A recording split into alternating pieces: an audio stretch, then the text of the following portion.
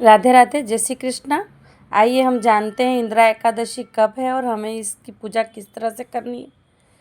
हम जिस इंदिरा एकादशी ये पितृ श्राद्ध के बीच में आ रही है, तो इसका फल हमें दोगुना मिलता है। और इसमें अब जब हम एकादशी व्रत करते हैं और इसी समय पर जब हम पितरों का श्राद्ध और उनके तर्पण करते हैं, तो हमारे जो पितर होते हैं वो भी हम पर बहुत खुश होते हैं और अपनी कृपा दृष्टि हमेशा हम पर बनाए रखते हैं। इसके लिए हमें लड्डू गोपाल के लिए करनी है जो पूजा, वो नॉर्मल पूजाएं हैं, वो मैं आपके साथ में शेयर कर रही हूँ मैंने किस तरह से की है।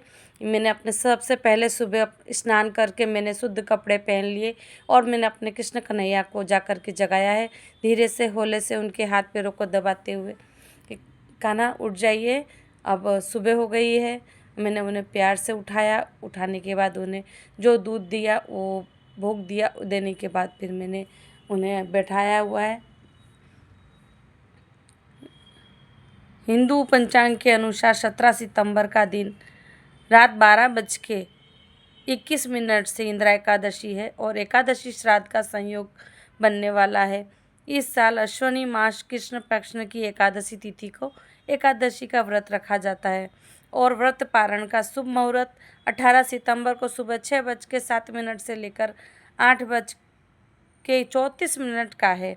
इस दिन भगवान विष्णु और माता लक्ष्मी की विधि पूर्वक पूजा का विशेष महत्व है। मानता है कि इस व्रत को श्रद्धा से करने और पूजा पाठ करने से जीवन में सुख समृद्धि बढ़ती है तथा हर प्रकार के दुख और कष्टों से मुक्ति मिलती है। अब मैंने अपने लड्डू गोपाल को स्नान के लिए तैयार कर लिया है। मैंने उन्हें फूलों की वर्षा करके उन्हें नहलाया है, पहले फूलों से नहलाया।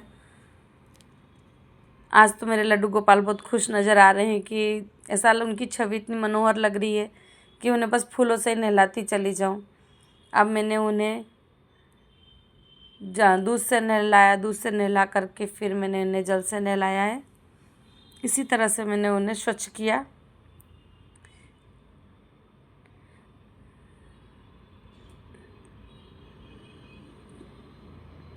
इसके साथ ही यह व्रत पितरों को मोक्ष दिलाने में भी सहायक माना जाता है।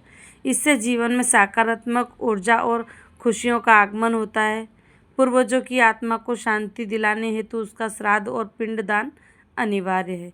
इंदिरा एकादशी पितरों का श्राद्ध, तर्पण और पिंडदान करने से तीनों पीढ़ी के पूर्वज का उद्धार होता है। मैंने आज मन में ये विचार किया हुआ है कि आज जो एकादशी व्रत है इसको मैं भगवान विष्णु के हिसाब से तो कर ही रही हूँ, लेकिन मैं जो पितृ पक्ष में जो एकादशी आ रही है मैं भी प्रार्थना कर रही हूँ कि जो मेरे जो पूर्वज हैं उनका भी भगवान विष्णु उद्धार करें और मुझे इतनी शक्ति दें कि मैं उनके नाम का जाप कर सकूँ, उनका ध्यान कर सकूँ। अभी मैंने उन्हें पीले कपड़े पहनाए हैं। एकादशी के दिन मैं अपने लड्डू गोपाल को पीले कपड़े पहनाती हूँ। कपड़े पहना करके मैंने इनका श्रृंगार किया है। श्रृंगार देखिए आप किस तरह से हो रहा है और मैं कुछ जानकारी बीच बीच में आपको देती जाऊंगी। एकादशी के दिन लक्ष्मी मैया का वास तुलसी में होता है, तो ऐसे में एकादशी के दिन वो निर्जला व्रत रखती हैं और निर्जला व्रत रहने के कारण इस दिन हमें तुलसी माता पे जल नहीं चढ़ाना है, क्योंकि अगर हम जल चढ़ाएंगे तो हमारी तुलसी माता का व्रत खंडित हो जाएगा।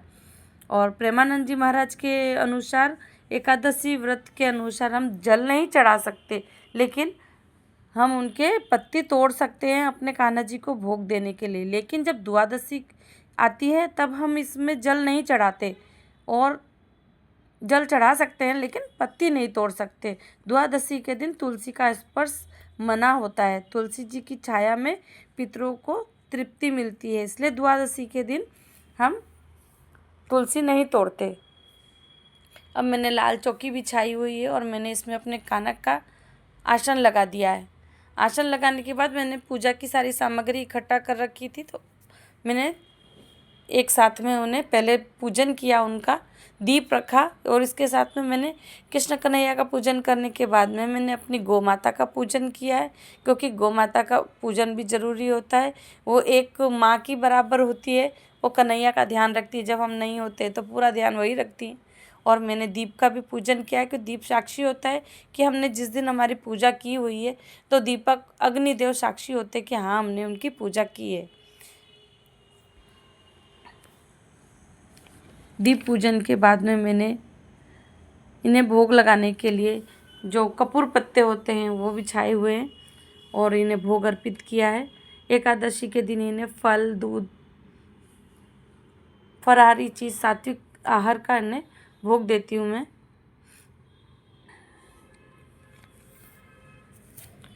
और सारे भोग जब लग गए मेरे, तब मैंने इन्हें पुष्प अर्पित किया और भोग में मैंने तुलसी पत्ते लगाए हुए हैं, क्योंकि तुलसी के बिना तो कान्हा जी का भोग स्वीकार ही नहीं करते, इसीलिए मैंने इन्हें तुलसी अर्पित की हुई है।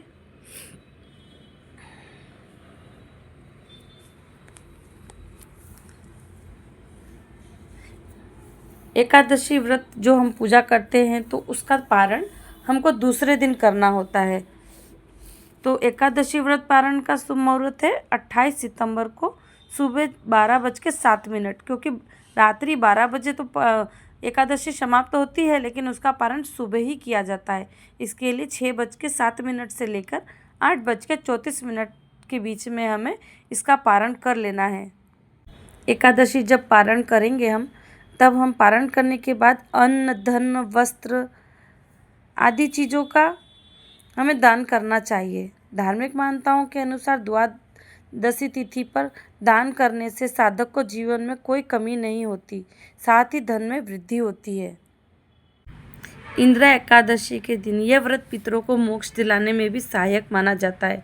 इससे जीवन में सकारात्मक ऊर्जा और खुशियों का आगमन होता है। पूर्वजों की आत्मा को शांति दिलाने हेतु इसका श्राद्ध और पिंडदान अनिवार्य है। इंदिरा एकादशी पितरों का श्राद्ध, तर्पण और पिंडदान करने से तीनों पीढ़ी के पूर्वजों का उद्धार होता है। इंदिरा एकादशी के दिन हम जब पूजा पाठ करते हैं तो हमें इंदिरा एकादशी की कथा भी सुननी जरूरी होती है। बाकी हम कभी इस कथा ना सुने तो चल जाता है, लेकिन इंदिरा एकादशी के दिन हमें पूरी कथा सुननी होगी और फिर हमें भगवान से प्रार्थना करना होगा कि भगवान अपनी कृपा दृष्टि बनाए रखें।